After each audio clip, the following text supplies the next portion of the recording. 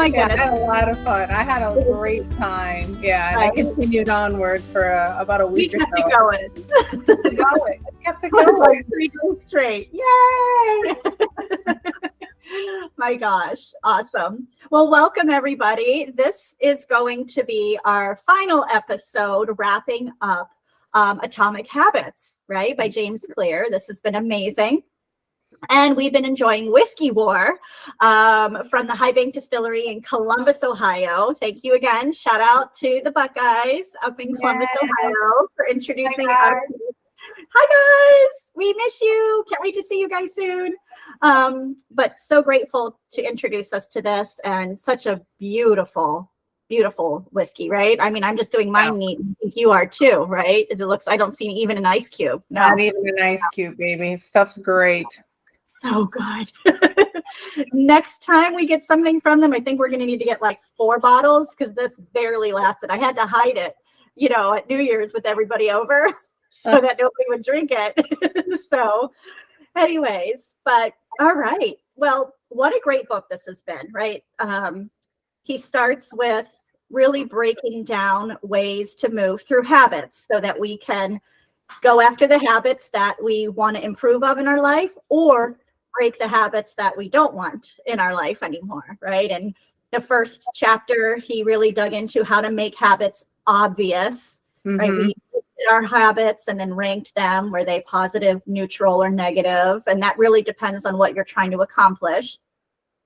And then he had one about making it attractive, right? And then making it easy. And then today's episode, wrapping it up, is making it satisfying, making a new habit satisfying, right? Yeah. If you follow those 4 steps, then you'll actually create an actual habit and not just a fad, right? Right. Exactly. And I like, each chapter, I feel he starts off with something that's relatable. And for this chapter, he starts off, what was the guy's name? Stephen Lovey. I'm not sure how to pronounce it, but he was the health worker. Do you remember? Yeah, that was a cool story.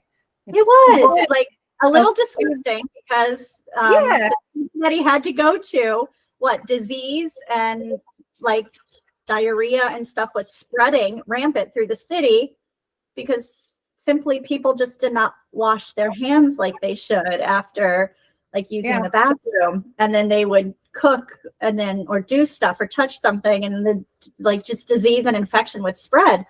And I guess Stephen and his team, as they were studying in the city there, partnered with a popular soap company, if I remember correctly. I think it's Safeguard or something like that.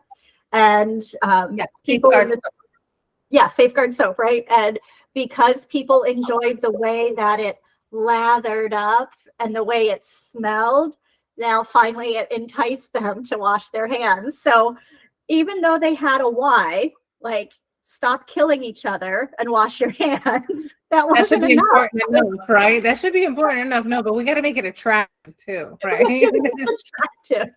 So I mean, that one really hit it home, right? Of how much, but it is true. I guess I think about different things, and when I enjoy doing it outside of a logical reason, it's easier to do, right? With anything.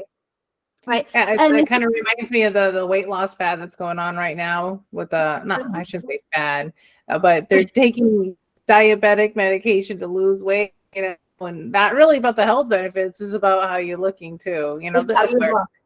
There's some people are taking it for the health benefits, but a lot of people are just taking it just for the way you look. It's an attractiveness to it. Exactly. Well, and he calls it out as why a lot of times people give up, especially on like a weight loss or something like that, because you don't see the results typically right away.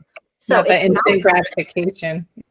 Yeah. I want to step on that scale tomorrow and be 18 pounds lighter in one night.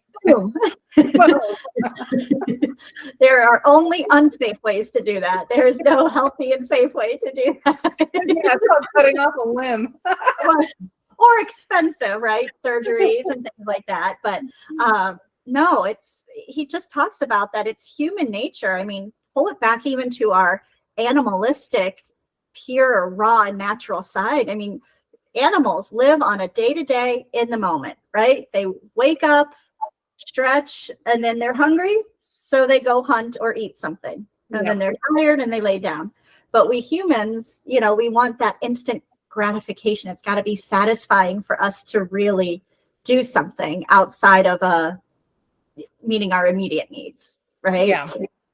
So how do you give yourself that immediate satisfaction? Like, you guys do a lot of traveling together as a family, and he recommended different ways people could actually make the art of saving money attractive. Do you guys do anything different, or like, do you have a different fund or something that you can move money into and you watch that fund grow? Yeah, so one of the things we've experimented with multiple things, and we still experiment. But one of the things I picked up from a friend of mine is what they would do is they'd have a credit card. Okay. And so the credit card would be like 0% or something like that. I don't know what the limit was, but let's just say it was $5,000.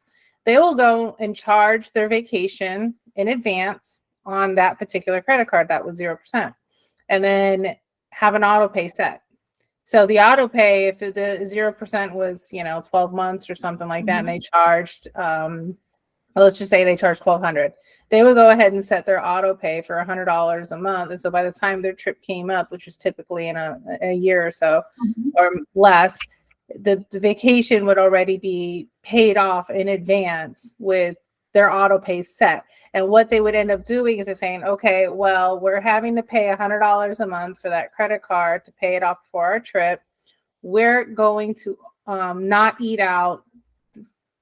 What was it? No, they're going to eat out only twice a week, or twice a week for every week until that card is paid. So they would have the incentive of, because they would calculate that it was $100 that they'd be saving per week, or I forget exactly the numbers, how it went, but whatever they were saving from eating out, they would apply it towards that credit card. So the auto pay was already there for $100, period, because they budgeted, their vacation budget was $100. But every time they didn't go out to eat, they calculated that there was like another 40 or 50 bucks or something like that. That money would automatically, they would make up right there on their phone, on their app on their phone, they would go and make a payment to the credit card because they decided not to eat out. So it would accelerate paying off that credit card, right? And then the vacation was there, and then they would use that same card for the expenses and do the same thing to pay off whatever expenses they charged on the That's so cool. Yeah, what an idea. And then you get the immediate satisfaction of, okay, we didn't go out to dinner, but I just sent money to my vacation fund, and as soon as this is paid off, we'll start going out to eat even more. Yeah, right? and then the rewarding part of that was seeing the numbers shrink. Sure. Right. So every time you because the first few times you do something, you're not seeing the results right away. But, by the 5th, 6th, 7th time, you're seeing for them, it was a reduction in the balance, which only, accelerated them. Well, if we need to do that twice a week, maybe let's do it 3 times a week. And now we can even send more. And then, so now what ended up happening was that snowball effect that happened, that they were able to take more vacations a year, just using that same principle. I love it. And I think that's why so many apps to help people with budgeting and help people with weight loss and like food intake management have become so popular, because they've made a lot of them like a game, right? Yeah. And when you get up and you get on the app and you acknowledge how long you worked out or what you ate, and if it's within something that's should give you positive results, you get like badges and celebrations and things like that. So, I think depending on what your goals are, there's a whole world of support out there for it, right? But you can also make it your own game. I like James talked about, some people might work in sales and they have to cold call clients, or even for our business owners, right? They need to reach out to clients regularly. But we all know, well, those of us in sales know that cold calling can be very discouraging, right? You get hung up on, you get cussed at, you get said, you get all the excuses in the book, right? Instead of someone just saving you time and saying no, they like make up, maybe they don't make it up, but they give you this long explanation for why they can't. Yeah. Right. So cold calling can feel draining, but he said, just, make a game of it. Every call you make, you just move a paper clip or a marble or a pen from one cup to the other. And your goal is to empty that cup, right? So it's no longer about the getting no's, it's about moving paper clips or moving Yeah. pens. You And I changed really, the objective. You changed the objective. You made it visual and you made it rewarding. So you're actually tackling multiple layers there. You know, for me, I'm a visual person. So if it's in me, you know, if I'm seeing it being done, it helps me. I learn visually. So now you're taking the learning aspect, right? The rewarding aspect to it, and you're applying it to what you like we were talking about a habit. Well, that's yeah. actually keep going because this builds onto another. Oh, I jumped in a little too quick. No, you didn't. No, it comes right in line. Perfect. But I was just going to say, I've worked for companies before where, you know, they want a certain thing added on, you know, to the sale or for the customer experience.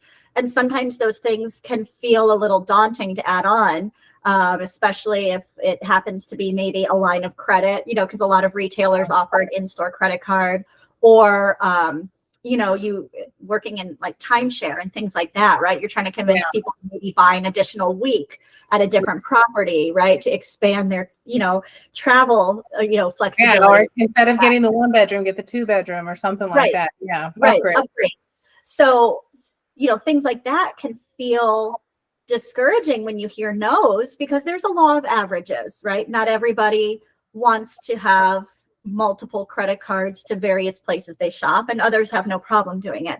Some people don't want to go to expand their timeshare things, but one of the things we put in effect for one of the companies I worked was actually celebrating the no's.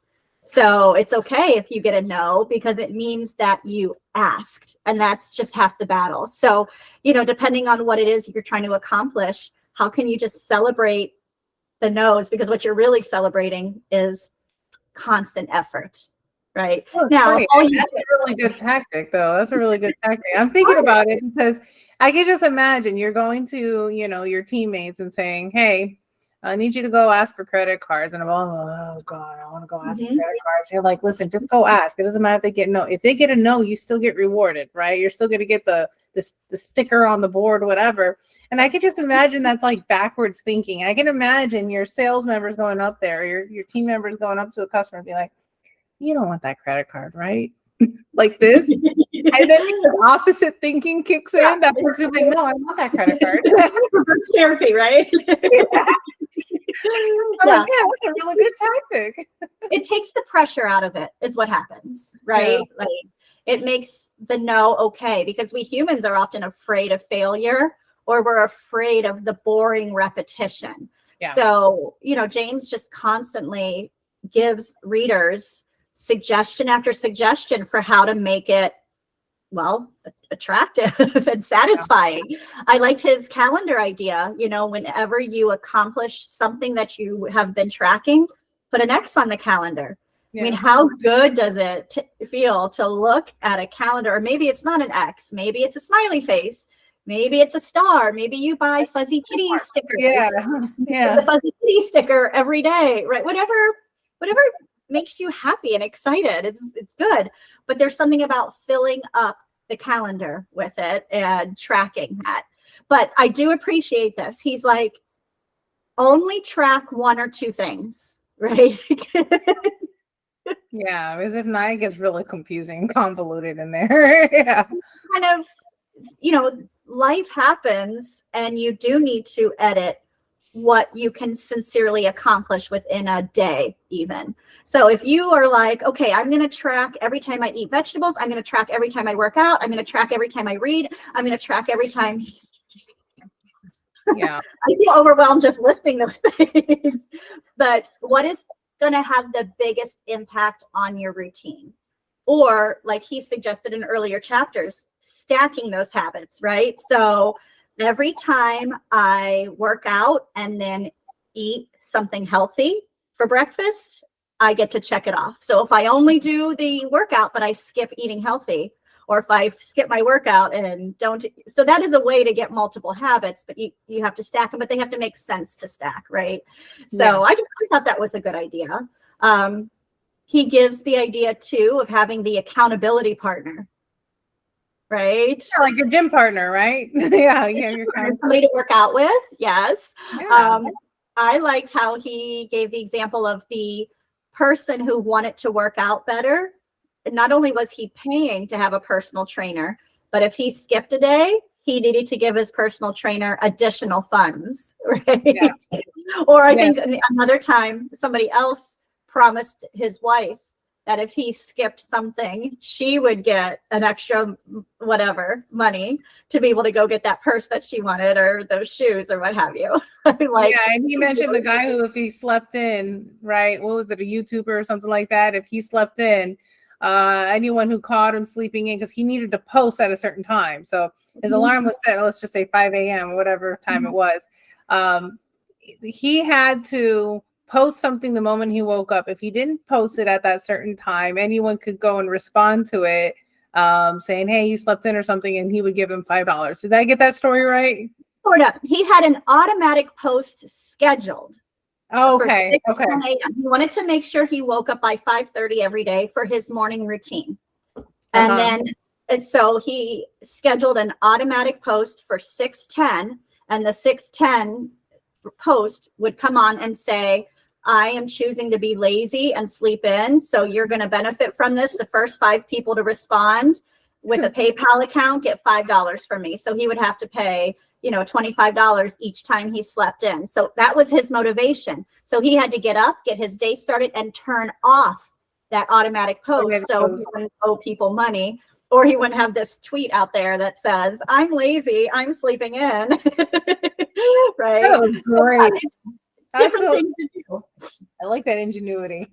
And I think when you want something bad enough, when your why is there, you can come up with steps for the accountability piece. But like James suggests, it's got to be satisfying, right? So it's satisfying to save money, to do something bigger, but it's hard to save money when that trip is a year away, right? So how do you make it rewarding in the moment? Or like with working out, we don't see those results right away. So how do you keep making it rewarding and satisfying? So overall, just such a really great book. And then this is almost like a little icing on the cake at the end. His additional chapter that was called something like Advanced Tactics or something like that, where he really digs deeper into understanding that they're like who we are, like our nature, our personality will have some influence on challenges to overcoming certain habits, right? So let's say we are naturally an introvert, but our goal is to go out and network our business, right? So your goals have to be different in how to get out there. Like some people who are introverts are actually terrified of crowded rooms, so there's things that you have to overcome to achieve certain goals sometimes. And so you have to be more intentional and thoughtful with some of your steps. Even just your overall personality. Like some people are more of a people, right? They enjoy chatting with people, and others are very like direct, maybe like super like chatty and enjoyable and everything. But just we all have different character traits that we might want to shift so that we can move ourselves towards what we consider success. And he goes through and acknowledges what some of those might be.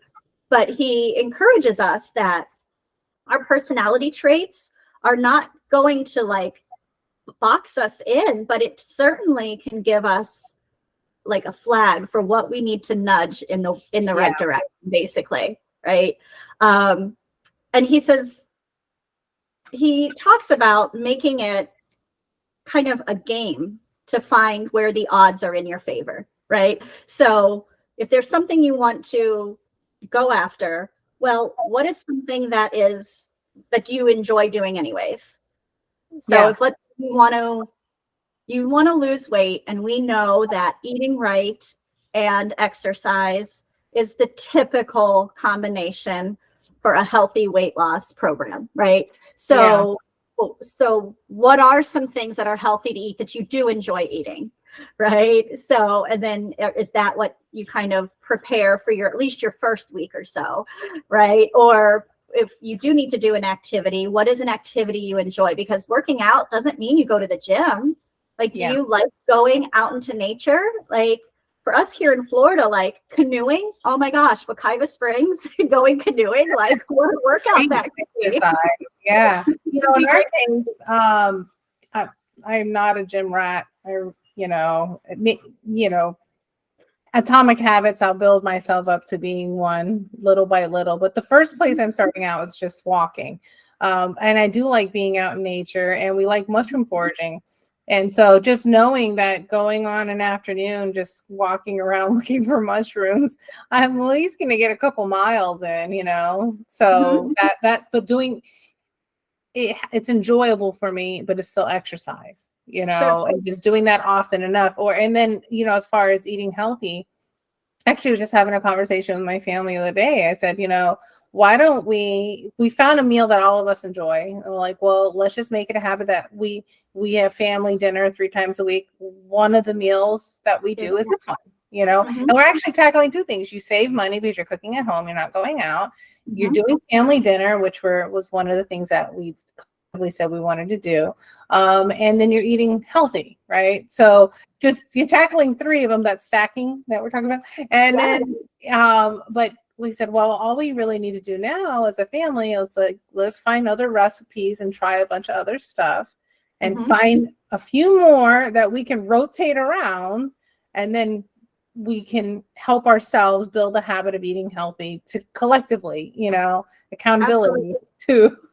Yeah, your accountability partners, right? And you're making it like satisfying because you're spending like your why for so much of what you do in your life is time with your family. Yep.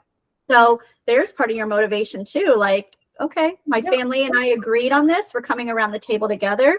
And especially, I mean, your oldest is out and about at college, right? Like, and like you hardly see him, right? Well, one of the things too with family dinner was making it a habit. And so the idea of making it a habit now is, you know, when he's ready to move out and, you know, leave the nest, it'll be such a habit for him to see us that he'll still come back every so often and say, hey, let's have family dinner together, you know? Love that. Yeah, you're setting things in place now that will become a habit for the future too. Family time, family dinner nights on Monday nights, right? Or whatever night is best for you guys. That's awesome. Yeah. You know, when Danny and I, so my husband and I, when we had our first apartment, we're just so broke. So one of these, you know, you cook a lot at home, but to the point, like, you know, we had chicken nugget night, right? That was one of the that was a habit. Chicken nugget night, meatball night. Freaking what was it? Peanut butter jelly sandwich night.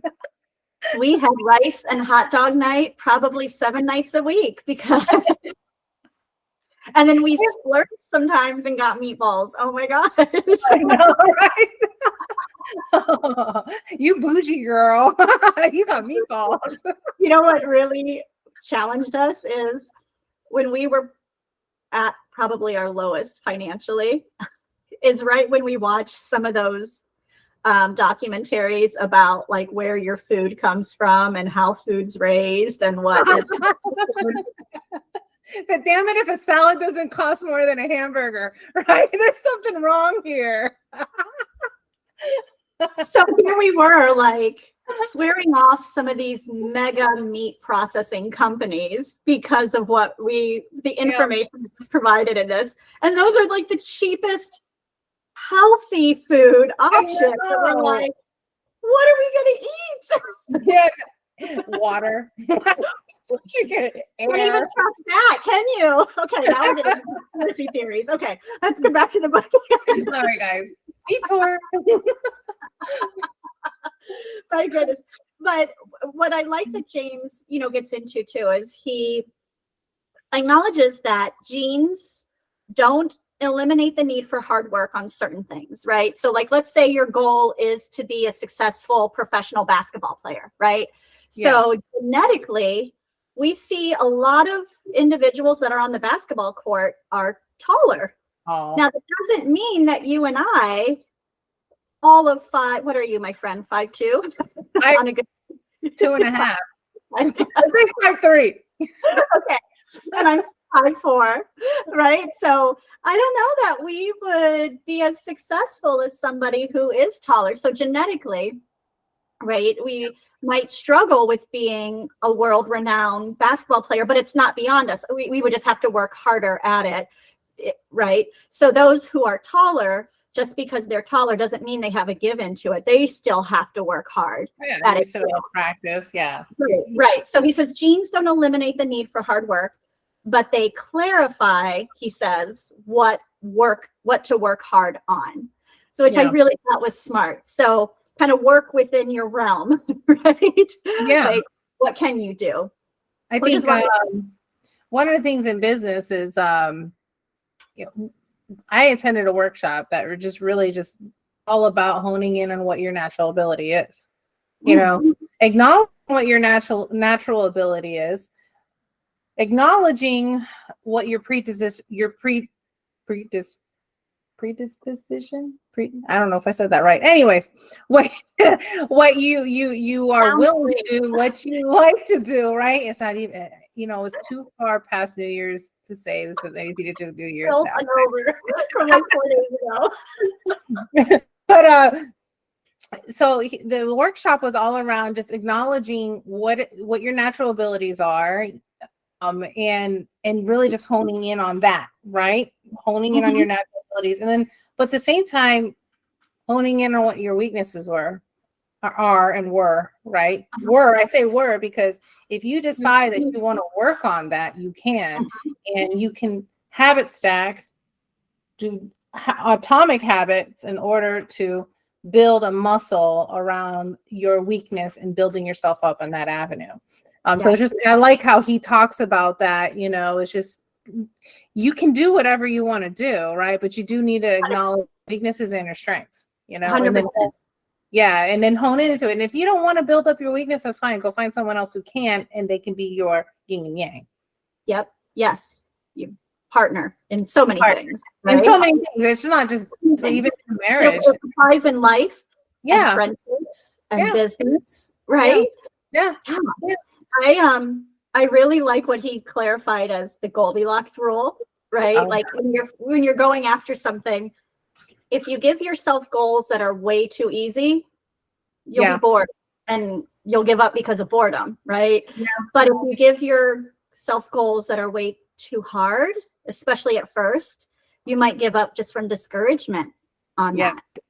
And then this one, I think I alluded to it in the last podcast, but he had talked to a coach, Rick, when he was still studying sports, and he asked a coach basically what separates the great successful athletes from people who do it as a hobby or people who don't really get anywhere with it. And the coach gives his wisdom and his perspective that greatness comes from the ones who can handle the boredom of training every day. I like that. Right? Yeah, I like that.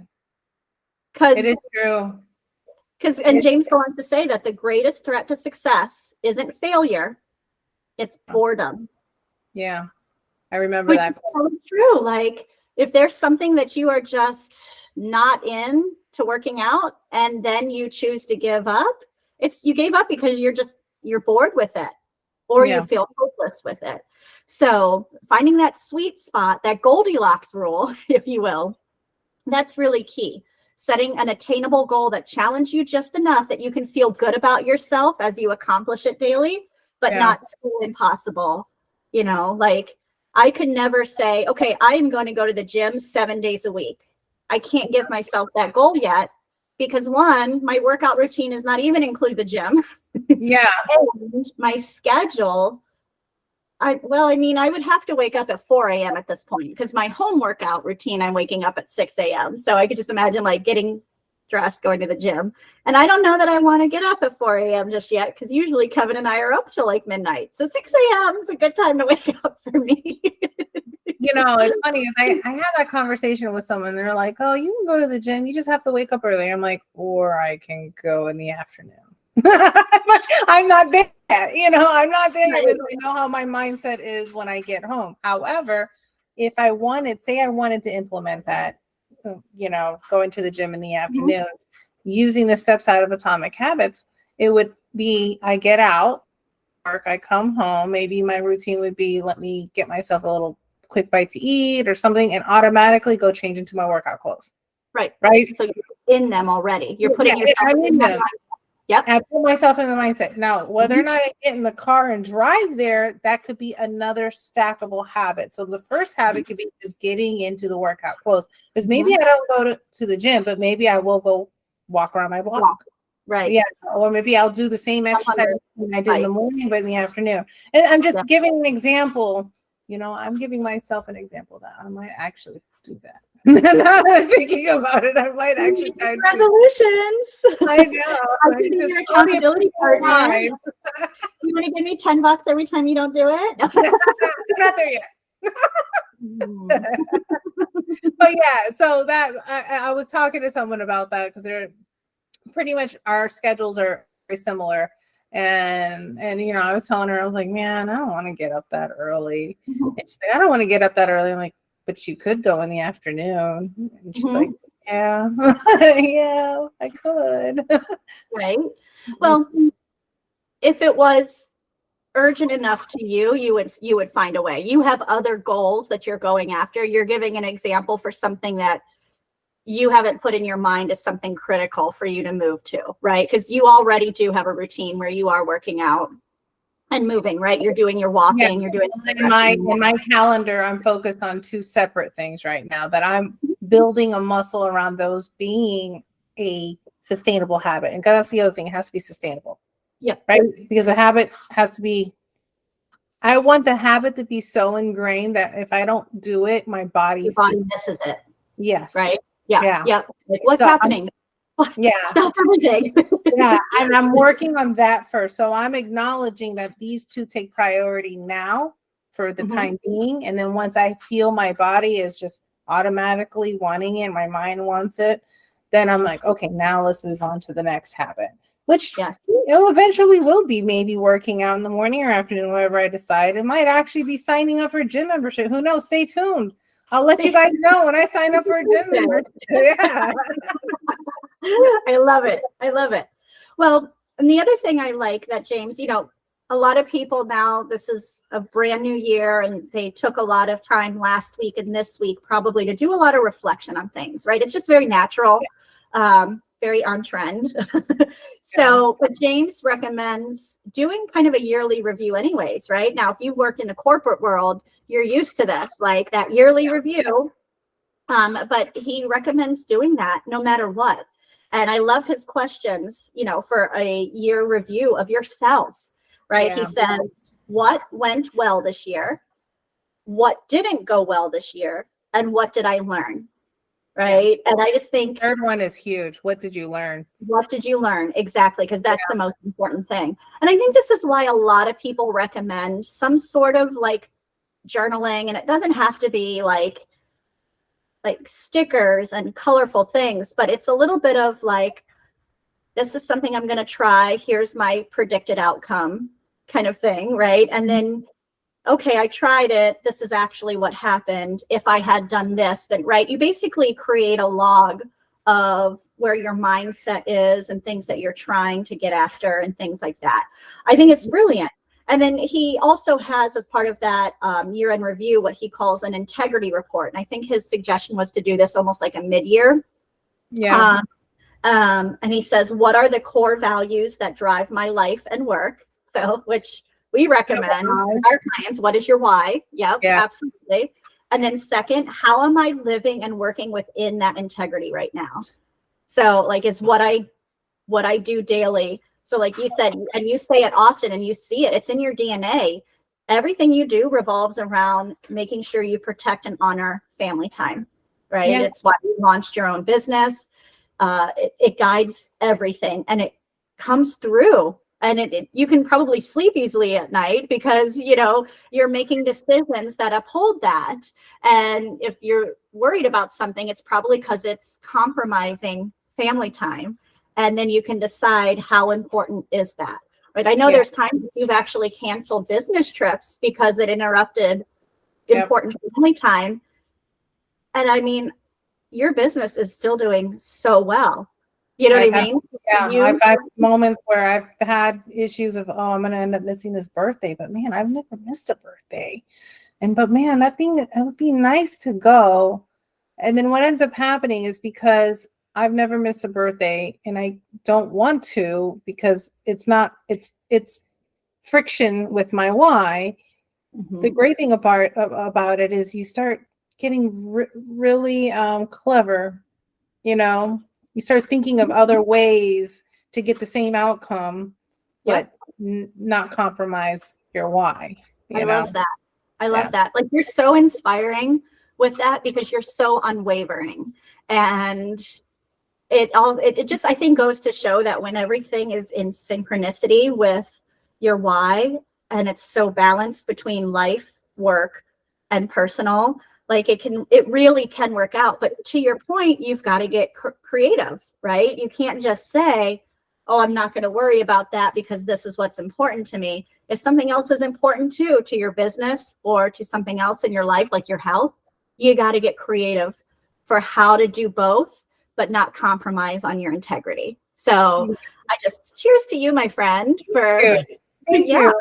She built my ego, guys. I love her. I never thought of myself like that. And so just thank you. It really does make me feel good. Stay strong, my friend. Stay thirsty, right? Definitely have that one down. And then his third question within the integrity report is, how can I set a higher standard for the future? Or how can I keep building on that? And I really love those, because all three of those reflections, whether you do them mid-year or at the beginning of your year, and really helps set the direction, right? I love the reflection side, because I find, especially with New Year's, and we just passed it, so you always, I don't know about you guys, but you're always, you have that family member, you have that friend that comes in and starts reflecting about their year, and either they can tilt one side or the other, right? They either tilt everything they did bad, they hone in on that, or the other person is everything that's good, and they just only focus on the good, but not even acknowledging the bad. There has to be that balance for me anyway. Acknowledge the good, acknowledge everything that you've done good. But hey, guys, don't be oblivious. Acknowledge the bad, but don't live in that. Don't dwell in that, right? Yeah. Whatever bad. What can you learn? That's huge. That's the acknowledgement. When we talk about knowledge is power, acknowledging the fact that something didn't go the way you wanted it to go, but also excusing it and saying, hey, but that's okay. What did I learn from it? And what can I do to make it better the following year? Or what can I attempt to do? But then integrity, staying true, like get real, Are you living to what is your standard, and are you living to it? Because if you're not, then what changes can be done in order to be there that also help you learn from your mistakes that you've had in the past, or not mistakes. What I say, they're not mistakes or lessons. Lessons. Not a mistake. It's a lesson, an opportunity. So I think overall, this was really such a great book, right? He wraps it up really with going back to the story that we tell ourselves. He talks about making sure you keep your identity of whatever habit you're going after, or keeping that identity small and attainable. So instead of trying to say, I am an athlete, you could make it even smaller and say, I'm the type of person who is mentally tough and loves physical challenges, right? And that's just one example. The person who says I'm a CEO becomes I am the type of person who builds and creates things, right? So and making sure we don't tell ourselves stories that prevent us from going after the habits and things, right? Oh, I'm always late. Oh, I'm bad with technology. We talked about this before, but I think the stories we tell ourselves are so important to the little changes that we can make in our habit. Clearly, James thinks so, right? He wrote this whole book on that.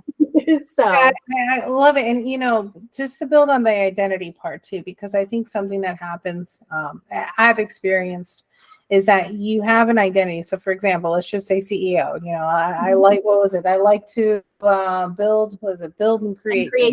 Build and create things. You get so stuck into the build and create things, you start thinking that's the only thing you can do.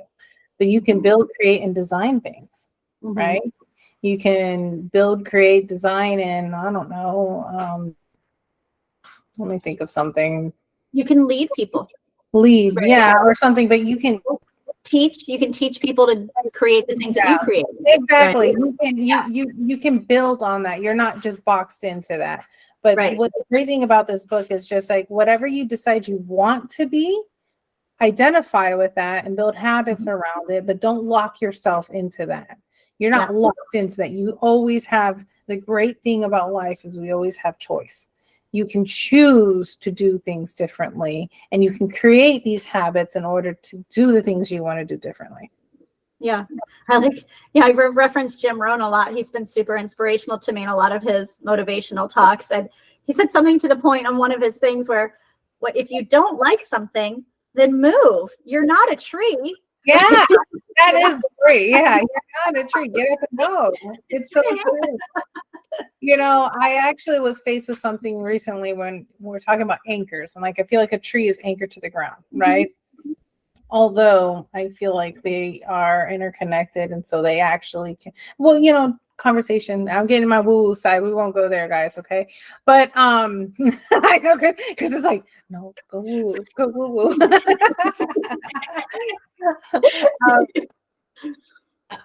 I was faced with something saying, oh, I'm anchored here because of my business. Right. And it was that feeling of being like caged in. It was driving me nuts. I was like, no, I can't. I don't want to be anchored, because in my mind's eye, I am all over. If I need to go and do business on the other side of the world, I need the opportunity just to pick up and go. You know, I cannot be caged in. I need to be able to pick up and go. So what ended up happening is I didn't like feeling. So what I do, you get creative and you say, okay, I don't like this feeling. What can I do? What can I change to end up getting that feeling of, okay, no, you can get up and go. And so guys, if you're ever feeling that thing, you're just compressed in, you're caged in, pinpoint what is it in your life or in your career or in your family that's giving you that feeling of being caged in, and come up with some creative ideas of how you can relieve yourself of that. Because you aren't a tree. Get up and go. Yeah, you know. Yeah, so true. I know Kevin and I have moved between Ohio and Florida quite a bit. And the last time we just decided to move to Florida, people are like, you're so lucky that you could move to Florida. And we're like, but you took can't a lot of work and planning. And it wasn't luck. Like, we made the decision. We sourced out work then, because we didn't have, the jobs, our own businesses like we do now. And we had to figure out what to do with the house, what to do with childcare. We had to plan all that, but we decided we wanted to make it happen. So we took the steps for that. So yeah. You're not a tree. You went not a tree. Although I do love trees. I would hug a tree. But I'm not a tree. So great book, my friend. Really loved this. And I think you were so right. What a great year. What a great book to wrap up a year with and start a new year, right? Because so many of us are reflecting on, what do we want to change, start, do, get after? Yeah. And this book right behind me, right there. Amazing. So cheers. Thank you so much for recommending. You're welcome. And I'm glad you enjoyed it. And guys, I really hope you enjoyed it with us. We love coming, I'm having those moments just feeling so thankful. So let's previous book. Yeah. Thank you. Just so thankful of having the opportunity to speak my mind, although sometimes it might not make sense and it might be a little influenced. But at least being able to speak to everyone and just have a great conversation about the book and what we're taking from it, what we're learning, how can we apply it. These things are great. It feeds my soul and I love it. Absolutely. So yes. Thank you for joining us.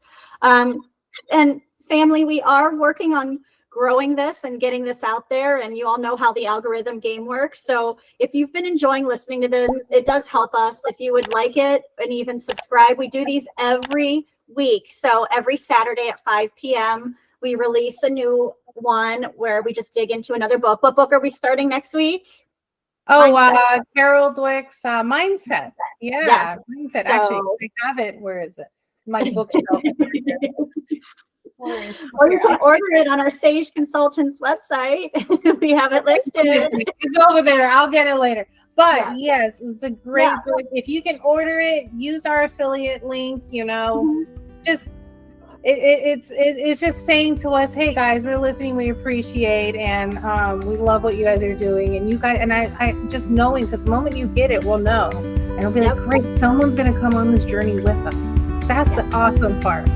So if you want to come on this journey with us, please click on the affiliate link, order your book, affiliate link, and order your book, and then tune in with us every week, because we can grab booze, grab a good book, and we're gonna do something else that starts with a B. I don't know. Did I say it backwards? I said it backwards. I did books and booze. Buy the book. Grab some booze.